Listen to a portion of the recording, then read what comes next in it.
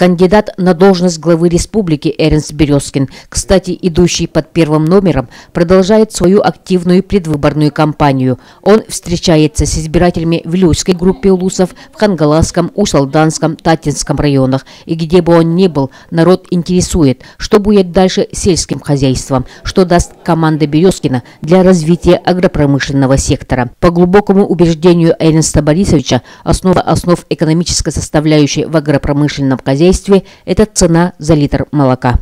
Везде по республике заготовители берут, деньги от субсидий крутят по полгода, по году, и, естественно, полностью уничтожается инициатива, люди сдают молоко, денег не получают, даже этих крох, и они сворачивают свое хозяйство. В моей программе есть четкая позиция, что со следующего года нужно наверстать это отставание.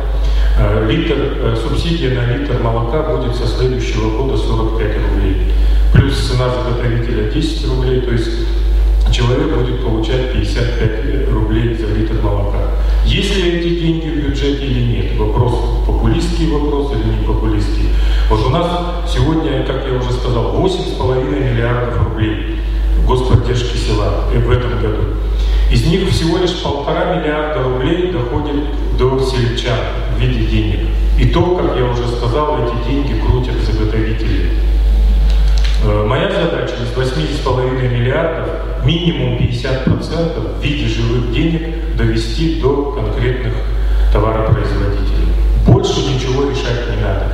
Иначе мы не поднимем основы основ. Вот деньги должны быть в селе. Вы сами понимаете, что мы можем построить в деревне спортзал, крытый каток, мы можем построить там картинг, мы можем построить там клуб какой-нибудь красивый для молодежи.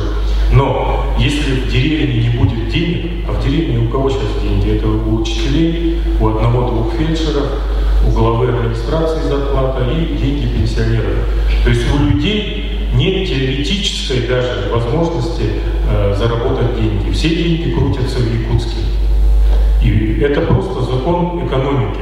Можешь что угодно говорить, лозунги говорить, люди уедут за деньгами.